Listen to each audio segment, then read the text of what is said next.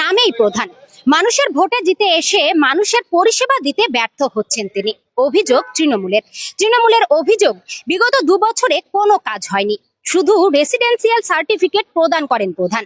দাবি ডাবগ্রাম 2 নম্বর অঞ্চলের বিরোধী দলনেতার।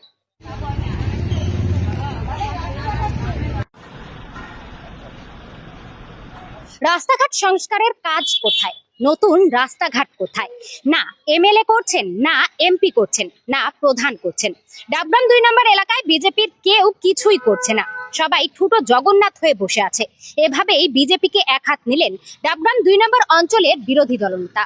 তো মনীষা বললো যে ডাবগ্রাম 2 এর অবস্থা খুব খারাপ, দুয়ারে সরকারের দিন আমি রেসিডেন্সিয়াল দিতে পারি না, আমার রেসিডেন্সিয়াল কত গেছে সেটাও জানে হিসা। আর উনি কি জানে যে এখন ভিডিও কি নিয়ম বের করছে, লোক 4-5 বার করে জমা দিচ্ছে, হচ্ছে না তো, কারণ ওগুলো কাগজই তো ঠিক নাই। কিন্তু আমার বেলায় এবার কাগজ সঠিক ভাবে দেওয়া হচ্ছে।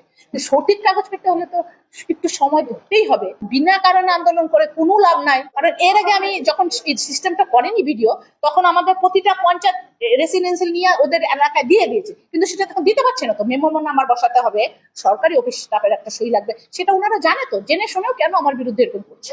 সমস্ত রকম পরিষেবা থেকে বঞ্চিত হচ্ছেন ডাবগ্রাম 2 নম্বর গ্রাম পঞ্চায়েত এলাকার মানুষ। অভিযোগ তৃণমূলের। চরম পরিস্থিতি এই এলাকার। কবে মিটবে সমস্যা?